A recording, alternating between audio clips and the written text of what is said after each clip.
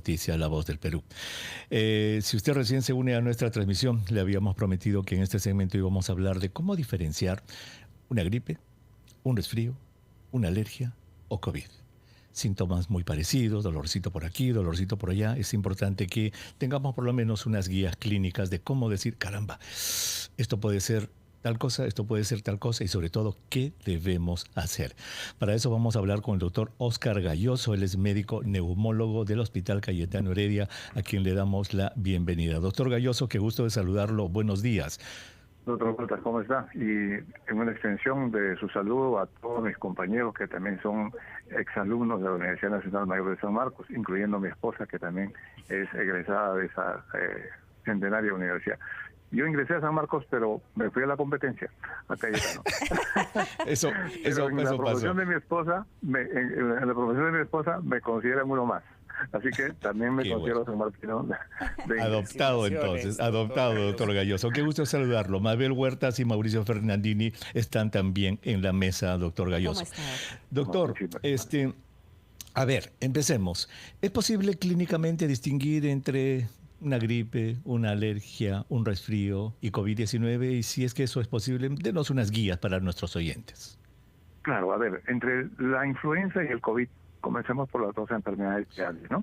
Las dos son causadas por un virus que se transmite por la vía aérea, o sea, la vía más importante es las gotitas, y va a ser la vía respiratoria en la cual uno se va a contagiar. Puede uno contagiarse por contacto, pero ahora sabemos que es lo menos importante. Y ambas van a tener síntomas bastante similares y complicaciones también bastante similares. Las diferencias son bien sutiles. Las diferencias son, por ejemplo, en el caso del COVID vamos a tener más mialgias, vamos a tener más fiebre, vamos a tener mucho dolor en la faringe, que también se puede presentar estos síntomas en la gripe.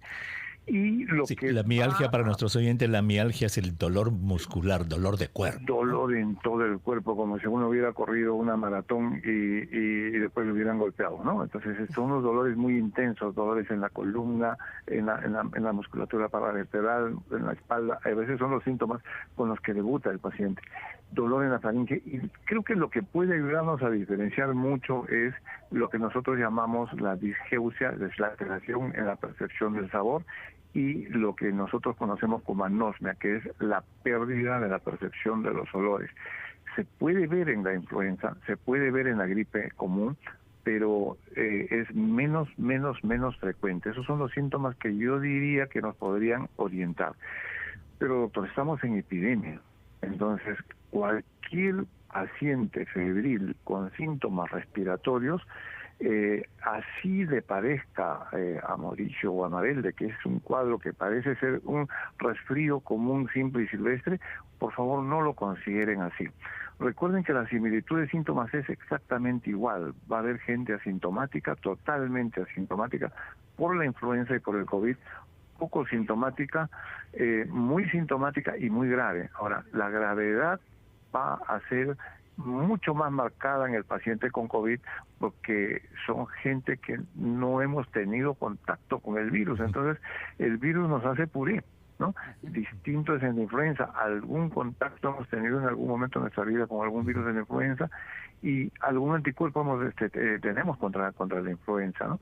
En el caso de la pandemia actual, yo creo que cualquier cuadro febril con síntomas respiratorios debemos de considerarlo como un posible coronavirus y debemos de buscar la prueba que nos indique si estamos o no frente a esta infección. Como nos decían en la facultad, entonces, síntomas respiratorios en esta época de COVID es COVID hasta que no se demuestre lo contrario. Así dirían, ¿no?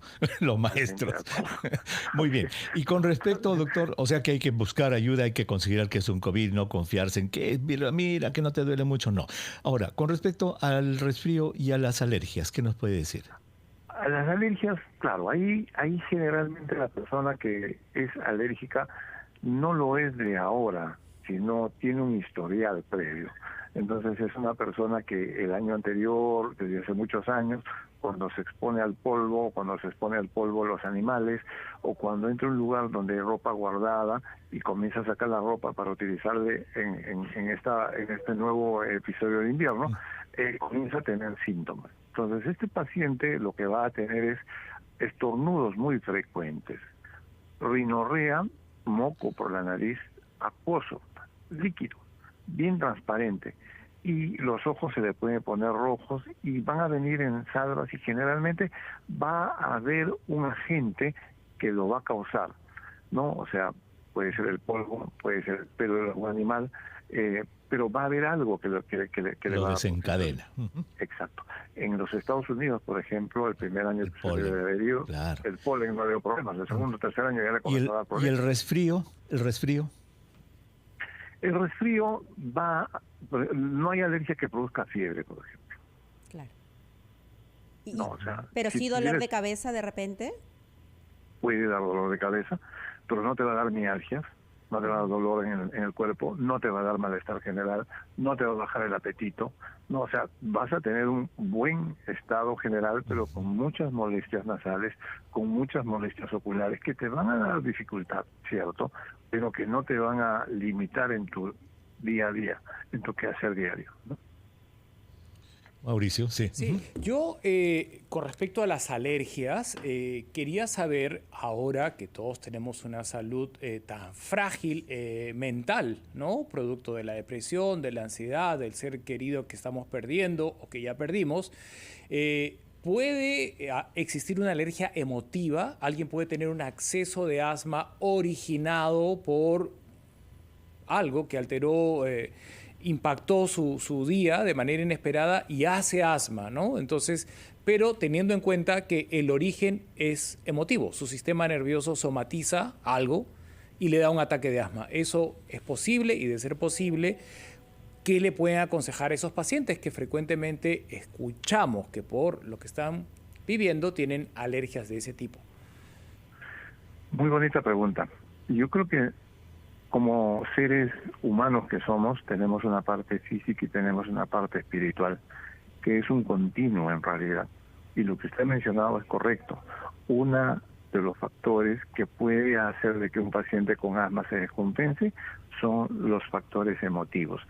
Yo tengo niños asmáticos que cuando el papá se va de viaje, hacen convenientemente una crisis y el papá no puede viajar. Evidentemente hay una ligazón. Si usted mira lo que decían los psicólogos en la época de los 80, decían que el asma era una enfermedad psicógena, hasta la habían catalogado como tal. Y es una verdad a medias, porque si bien es cierto, tiene un mecanismo fisiopatológico muy claro, orgánico, pero también tiene un factor psicogénico que puede agravar o que puede iniciar el desencadenante de la condición. Muy bien. Doctor Gayoso, muchísimas gracias por haber estado con nosotros y por ayudar a nuestros oyentes a esclarecer esta importante diferenciación, y nos quedamos con lo que usted dijo. En tiempo de pandemia, todo síntoma respiratorio es COVID hasta que no se demuestre lo contrario. Muchísimas gracias por haber estado con nosotros.